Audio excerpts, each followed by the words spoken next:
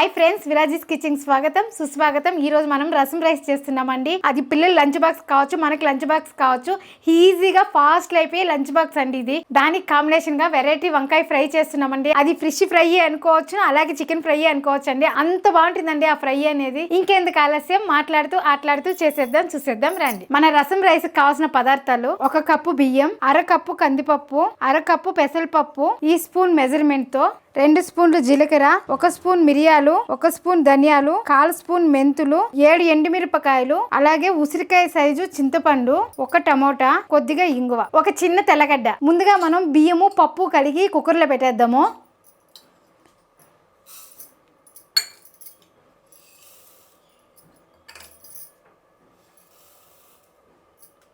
ఒక 2 సార్లు కడిగేసి మనం కుక్కర్ పెట్టుకుందాము. ఇందులోనే 1 టమోటా కూడా కట్ చేసి వేయాలి. బియ్యం కడిగేసినా కట్ చేసి వేద్దాం.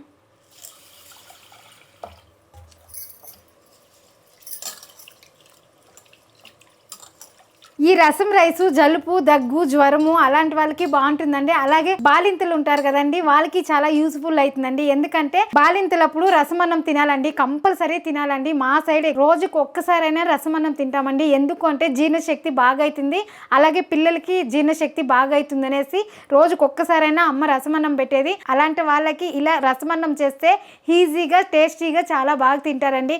ఎందుకంటే బాలింతలు తినకూడదు, ఏమీ వేస్తా లేదు కాబట్టి ఈజీగా 2 టైంలైనా రసమన్నం తీసుకోవచ్చండి. అప్పుడైతే ఈ రసమన్నం అనేది తెలియదండి, అమ్మ రసం పెట్టి అన్నం వేసి ఇచ్చేసేదండి. అన్నం కూడా కలుపుకొని తినాలండి. అన్నం కూడా మాకనే సపరేట్గా పెట్టేది అమ్మ. ఎందుకంటే బాగా నానబెట్టి ఉడకపెట్టి పెట్టేదండి. అన్నము కొంచెము ఉడకకపోతే కూడా జీర్ణశక్తి తగ్గుతుందని ఉడకపెట్టి పెట్టేది. ఇప్పుడైతే ఇట్లా రసమన్నం కుక్కర్లో పెట్టినామంటే మెత్తగా ఉడికిపోతుంది, ఈజీగా జీర్ణం అయిపోతుందండి. బాలింతలకి చాలా యూజ్ఫుల్ అయిన రసమన్నం అనేది. బియ్యం 1 కప్పు, పప్పులు 1/2 కప్పు తీసుకున్నాం కదండి, కాబట్టి 2 కప్పులు అయినాయి. 2 కప్పులకి 4.5 కప్పు నీళ్ళు వేసుకుంటున్నానండి. ఇంకా కూడా ఎక్కువ పెట్టుకోవచ్చండి, మళ్ళీ కాకపోతే మళ్ళీ చూసి కూడా వేసుకోవచ్చని 4.5 కప్పు నీళ్ళు పెడుతున్నాను. ఇప్పుడు ఈ కప్పుతో 4.5 కప్పు నీళ్ళు వేద్దాం. 1 2 3 4 4.5. దీంతోనే ఇప్పుడు ఒక టమాటా పండు వేసేద్దాము. దీన్ని కూడా పెద్దగా వద్దండి, చిన్నగానే వద్దు, పెద్దగానే వద్దు, మీడియంగా కట్ చేసి వేద్దాము.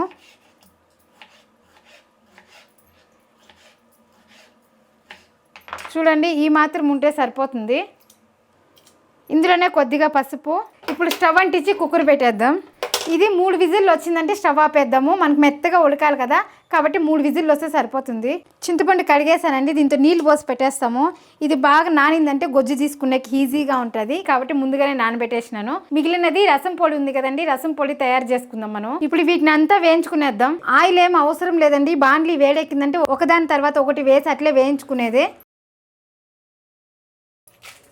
మంట కూడా తక్కువలో పెట్టుకొని వేయించుకుంటున్నాను. ఇలా వేయించి కానీ పొడి కొట్టుకున్నట్లయితే మనం 2 నెలలైనా స్టోర్ చేసుకోవచ్చండి. ఎప్పుడు కావాలో అప్పుడు రసం రైస్ చేసుకోవచ్చండి. అలాగే రసం కానీ నార్మల్గా పెడతాం కదా, ఆ రసం కూడా ఇదే పౌడర్ ఉపయోగించవచ్చండి. కాకపోతే మనం కొంచెం టైం తీసుకొని వేయించి పెట్టేసామంటే ఎప్పుడు కావాలో అప్పుడు ఇమీడియట్గా చేసుకోవచ్చండి. కడాయి బాగా వేడెక్కిన తర్వాత ఈ మసాలా దినుసులు అంతా ఉంటుంది కదండి, రసం పొడికి ఏమేమి వేస్తాం అవన్నీ వేసేసి 3 నుంచి 5 నిమిషాల లోపల వేయించుకుంటే సరిపోతుందండి. ఇప్పుడు వేగిపోయిందండి, ఈ మాత్రం వేగితే చాలు. ఇప్పుడు దీన్ని ఒక ప్లేట్లో తీస్తాము. ఇలా పెట్టినామంటే ఇంకా బాగా వేగిపోయే ఛాన్స్ ఉందండి, అప్పుడు టేస్ట్ అంతా పోతుంది.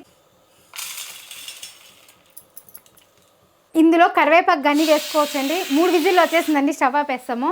ఇందులో కరివేపాకు కానీ వేసుకోవచ్చండి, కాకపోతే కొంచెం ఎండకు పెట్టి మళ్ళీ కడాయి వేడెక్కినాక వేసినామంటే క్రిస్పీగా అవుతుందండి, అప్పుడు వేసుకోవచ్చు. అలా లేదక్క మాకు కరివేపాకు ఎండబెట్టేకి టైం లేదనే వాళ్ళు ఇట్లా కడాయి వేడిగా ఉంటుంది కదండి, సిమ్లో పెట్టేసి ఆ కడాయి పైన వేసేసినామంటే బాగా క్రిస్పీగా వస్తుందండి. అప్పుడు రసం పొడి కొట్టినారంటే నిలువు పెట్టుకోవచ్చండి, లేదా అట్లే పచ్చిగా కొట్టినారంటే నిలువు పెట్టినారంటే బాగోదండి, స్మెల్ వస్తుంది, చెడిపోతుంది. కాబట్టి అట్లా వేసుకోండి. ఈరోజు నేను కరివేపాకు వేస్తా లేదు, ఎందుకంటే తిరుపతికి వేస్తాం కదా అనేసి వేయలేదు ఈరోజు. మన రసం పౌడర్కి వేయించాం కదండి, చల్లారిపోయింది. ఇప్పుడు మిక్సీ పట్టుకునేస్తాము. ఇది అలానే వేసేసానండి, కాండలు ఇవి తీసేద్దాము. వీటిని మెత్తగా పౌడర్ చేసుకుందాం. చూడండి, ఈ మారి మెత్తగా పౌడర్ చేసుకుంటే సరిపోతుందండి. చూసారు కండి ఈ మాత్రం అవ్వాలండి రసం పొడి. ఇలా చేసుకుని పౌడర్ని స్టోర్ చేసుకుని 2-3 నెలలైనా పెట్టుకోవచ్చండి. కాకపోతే ఇప్పుడు నేను రసం పొడి కూడా దీనికి సరిపోయేంత కొట్టలేదండి, కొంచెం ఎక్కువే కొట్టినాను. దీనికి ఎంత వేస్తాను అనేది ఈ స్పూన్ మెజర్మెంట్లో చూపిస్తాను. ముందుగా నానబెట్టినాం కదండి చింతపండు, ఇది బాగా నానిపింది. ఇప్పుడు కలిపేసి గొజ్జు తీసుకునేద్దాము. నేను చూపించిన బియ్యం పప్పు మెజర్మెంట్కి అండి ఉసిరికాయ సైజు చింతపండు బాగా దాన్ని గుజ్జు తీసుకోవాలండి, ఆ గుజ్జు సరిపోతుంది. ఇప్పుడు కుక్కర్ మూత తీసి చూద్దామండి. చూడండి మనం అన్నం అనేది బాగా ఉడికిపోయింది. ఇప్పుడు మనం ఇట్లా మెదుపుకోవాలండి. అన్నం అనేది కొంచెం గరిటెతో ఇట్లా మెదుపుకుంటామంటే మెత్తగా అవుతుంది. అన్నము పలపల నుండకూడదండి మన రైస్ లాగా, కాబట్టి మెత్తగా ఉంటే బాగుంటుంది రసం అన్నంకి. అందుకే ఇలా మెదుపుకున్నామంటే మనం చింతపండు గుజ్జు అంతా పోసినామంటే సరిపోతుంది.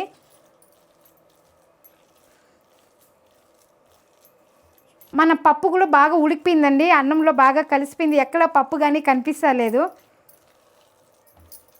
ఇప్పుడు ఇందులో చింతపండు గుజ్జు పోసుకునేద్దాము. రుచికి సరిపోయినంత కల్లుప్పు, అలాగే ఇంకొద్దిగా నీళ్ళు వేసుకుంటున్నాము. నీళ్ళు ఏం కొలత పెట్టాల్సిన అవసరం లేదండి, ఎందుకంటే మనం ఫస్ట్ కుక్కర్లో పెడతాం కాబట్టి అప్పుడు కొలత పెట్టుకుంటాము. ఇప్పుడు చాలామందికి పల్చగా ఇష్టపడుతుంది, కొంతమందికి గట్టిగా ఇష్టపడుతుంది. మన ఇంట్లో మాత్రము కొంచెం పల్చగా ఇష్టపడతారండి, కాబట్టి నేను నీళ్ళు ఇక్కడ ఎక్కువ పెడుతున్నాను. ఇప్పుడు నీళ్ళు అంతా వేసాం కదండి, ఇప్పుడు దీన్ని బాగా కలుపుకునేద్దాం.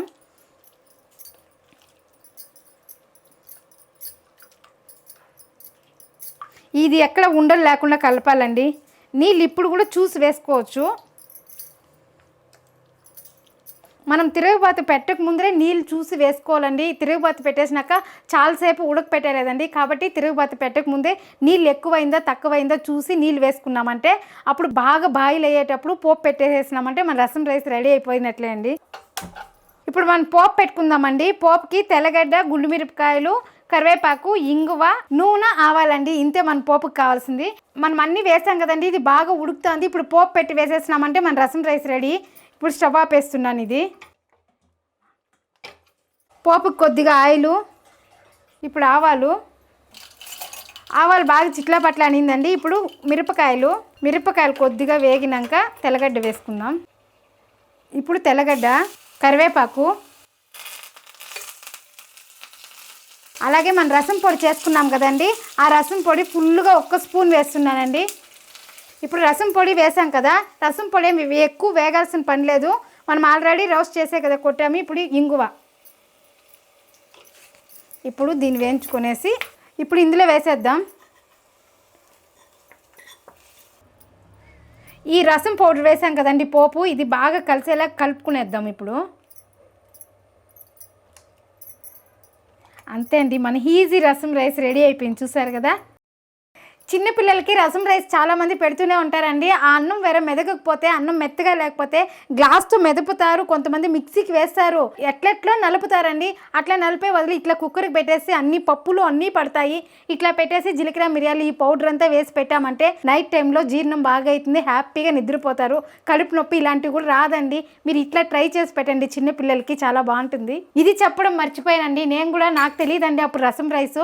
అప్పుడు ఏం చేసేది, రసం పెట్టేసి అన్నము నలిపితే ఉడుగ్గా ఉన్నప్పుడే అండి అన్నం బాగా మెత్తగా అవుతుంది. కొంచెం చల్లారిపోతే మెత్తగా అయ్యలేదండి. అప్పుడు ఏం చేసేది, చిన్న మిక్సీ జారికేసేది, మిక్సీ పట్టేసేది, రసం పోసి బాగా కలిపి ఆమెకు ముద్దలు పెట్టే పని అయిపోయింది. ఆమెకి అన్నంగా పెడితే తినేది కాదండి. కాబట్టి అప్పుడు నాకు ఇట్లా కానీ తెలిసింటే నేను ఇలానే చేసి మా పాపకు రోజు పెట్టేదాన్నండి. ఇప్పుడు ఇట్లా రసం రైస్ అనేది ఇప్పుడు నేర్చుకున్నాను, కాబట్టి ఇప్పుడు కూడా పాపకి ఇలా చేసి ఇస్తే 1 కప్పు కేసి స్పూన్ ఇచ్చేసినంటే తింటా ఉంటుందండి. అంతే అండి, లాస్ట్లో కొత్తిమీర చల్లేసినామంటే మన రసం రైస్ రెడీ అయిపోయిందండి. చూసారు కదండి ఎంత బాగుంది రసం రైసు, చూడడానికే బాగుంది, తినడానికి ఇంకెంత బాగుంటుందండి. ఈ రసం రైస్ కాంబినేషన్ గా ఈ నల్ల వంకాయతో చాలా ఫ్రై చేస్తున్నానండి, చాలా బాగుంటుందండి. టేస్ట్ కూడా రసం రైస్ సూపర్ కాంబినేషన్ అండి. ఇదైతే దీన్ని కూడా మనము చిన్నగా కోయమండి, రౌండ్ గా కోసేసి మనం ఎలా అయితే ఫిష్ ఫ్రై చేస్తామో అలా చేస్తామండి. దీన్ని ఎలా చేయాలో నేను చేసి చూపిస్తాను. దానికోసం ఇంట్లోనే గరం మసాలా ప్రిపేర్ చేస్తున్నానండి, బయట ఇంకా తేలేదు. దీనికి ఏమేమి కావాలో చూపిస్తాను రండి. 2 స్పూన్లు ధనియాలు, 1/4 స్పూన్ సోంపు, 1 ఇంచు చెక్క, 5 లవంగాలు, స్టార్ మగ్గ కొద్దిగా తీసుకున్నాను, కొద్దిగా కల్పాసి, 1/4 స్పూన్ జీలకర్ర, 1/4 స్పూన్ మిరియాలు. ఇప్పుడు దీన్ని బాగా పౌడర్ చేసుకుందాం. చూడండి, ఈ మిక్సీ జార్లోనే మనం రసం పౌడర్ కొట్టాం కదా, అదే జార్లోనే కొడుతున్నానండి. మిరియాలు, జీలకర్ర ఇంకా దీనికి వేస్తున్నాము, దాంతోనే ఉంది కాబట్టి ఏం కాదండి, దీంతోనే వేసేద్దాం. ఇది బాగా మెత్తని పౌడర్, గరం మసాలా పౌడర్ ఎలా వస్తుందో అలా చేసుకోవాలి. ఇంకొకటి అండి, నేను వేయించలేదా అలానే కొడుతున్నాను, ఎందుకంటే ఇప్పుడే వాడేది కాబట్టి అలానే కొడుతున్నాను. మీరేమైనా స్టోర్ చేసుకోవాలంటే ఇంక 2 యాలకులు ఇవి వేసి బాగా వేయించేసి పౌడర్ చేసుకోండి, నిలువ ఉంటుంది. అప్పటికప్పుడే కొట్టుకునే దానివల్ల నేను అలానే కొడుతున్నాను. ఈ మాత్రం పౌడర్ చేస్తే సరిపోతుందండి. ఇప్పుడు మనం దీన్ని ఒక ప్లేట్లో తీసుకుంటాము. ఇందులోనే 1 స్పూన్ కారపొడి వేస్తున్నాను, కొద్దిగా పసుపు, రుచికి సరిపోయినంత సాల్ట్, కల్లుప్పు వేయకూడదండి, సాల్ట్ వేయాలి. ఇప్పుడు దీన్ని బాగా మిక్స్ చేసుకుందాము. ఉప్పు అంతా కరెక్ట్గా వేసేయాలండి, మళ్ళీ వేసేదానికి అయ్యలేదు ఇది, కాబట్టి చూసుకొని వేసుకునేద్దాం. ఇట్లా కలిపి పక్కన పెట్టుకునేద్దామండి. ఇప్పుడు మనం వంకాయని బాగా కడిగేసి కట్ చేసుకుందాం. ఇప్పుడు కొనాలు ఉంటుంది కదండి, ఇది కొంచెం కోసి తీసేస్తాము. ఇక్కడి నుంచి మనం రౌండ్గా కట్ చేసుకుంటాము. ఇలా కట్ చేసుకోవాలండి అన్నీ. దీన్ని ఇట్లా పక్కన పెట్టేసి ఇప్పుడు ఇది నీళ్ళలో వేయాల్సిన కూడా అవసరం లేదండి. కొన్ని కట్ చేసుకున్నాక ఇప్పుడు కలిపి పెట్టుకున్నాం కదా కారము, గరం మసాలా, దాన్ని అప్లై చేసి పెట్టేస్తాము. ఈజీగా ఫాస్ట్లో అయిపోతుందండి. రసమన్నము ఫాస్ట్లో అయిపోతుంది, ఇట్లా ఫ్రై ఫాస్ట్లో అయిపోతుందండి. ఎందుకు ఈ వంకాయ తీసుకోవాలంటే ఈ వంకాయ ఫాస్ట్గా ఉడుకుతుందండి. ఉడికేది కూడా మనం షాలో ఫ్రై చేస్తాం కదా, మన ఫిష్ ఎంత భిన్న ఉడుకుతుందో అంత భిన్న ఉడుకుతుందండి ఈ వంకాయ.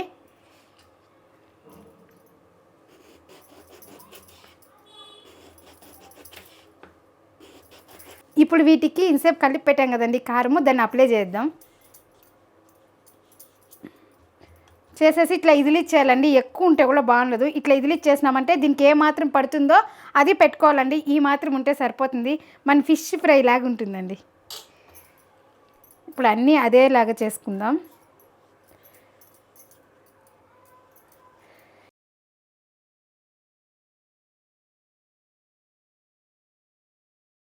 ఇలా ఈ సైజులో అన్నీ కోసి మ్యారినేట్ చేసుకోవాలండి. ఇప్పుడు అన్నీ చేసుకునేసాము. ఇప్పుడు షాలో ఫ్రై చేసుకుందాం. ఇప్పుడు పెనం బాగా వేడెక్కిందండి. ఇప్పుడు ఆయిల్ వేసుకుందాము. బాగా పెనం అంతా కలిసేలాగా వేద్దాం. ఇప్పుడు ఒకటొకటే పెట్టుకుందాం. ఇందులో దీన్ని ఇట్లా లాగేద్దాం, నూనెలో పడింది కదా.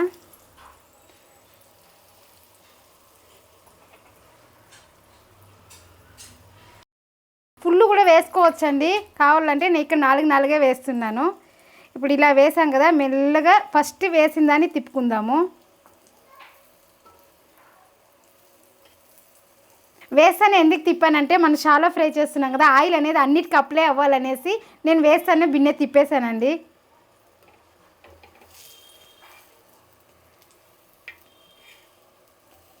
ఇప్పుడు బాగా కాలనిద్దాము.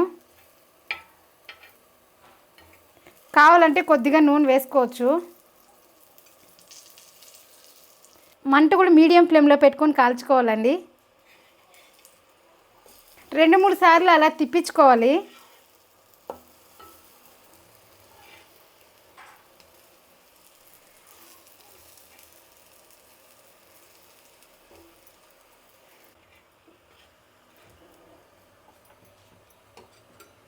తవా అయితే గన అన్నీ పేర్చేసి కాల్చుకోవచ్చండి. మంది పెనం కాబట్టి మధ్యలోనే కాలుతూ ఉందండి ఇది, కాబట్టి నేను 4 వేసాను.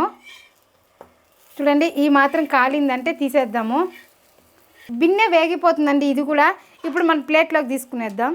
ఇది బాగా వేగిపోయిందండి, దీన్ని తీసేద్దాము.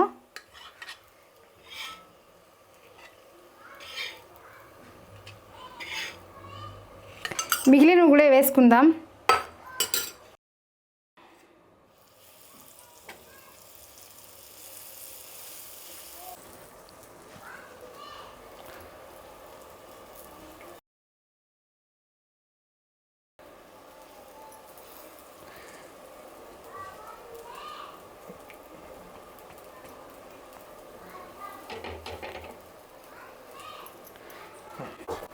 ఇప్పుడు నెమ్మదిగా తిప్పించుకుందాము.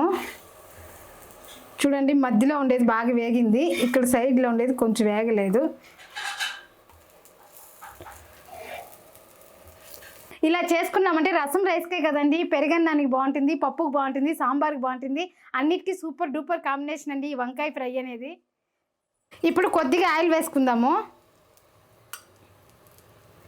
చూడండి దీనికి ఎంత నూనె వేసినా లాగేస్తుంది, ఎందుకంటే మనము పౌడర్ కలిపినాం కదండి, గరం మసాలా, ఉప్పు, కారపొడి కలిపినాం కదా, అందులో ఆయిల్ ఏం వేయలేదు, ఆ పౌడర్ అట్లే అప్లై చేసాం కదా, కాబట్టి ఇక్కడ కొంచెం నూనె లాగుతుందండి. కాకపోతే మనం డీప్ ఫ్రై చేసాకనే ఇది బెటర్ అండి, అందుకనేసి మధ్యలో ఇలా నూనె వేసుకోవాలి, లేకుంటే మాడిపోతుందండి. ఈ మాత్రం వేగితే సరిపోతుందండి. ఇప్పుడు దీన్ని తీసేస్తాం ప్లేట్లోకి.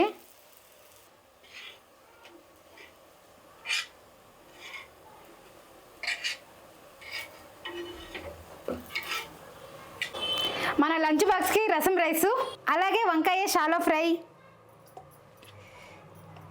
ఇది ఎన్ని వేసినా డబ్బా నిండేదండి, ఎందుకంటే అంత లేసుగా అంత పల్స్గా కోసాము, అంత ఫ్రై చేసాం కాబట్టి ఇది ఎన్ని వేసినా అణిగిపోతుందండి డబ్బా అనేది.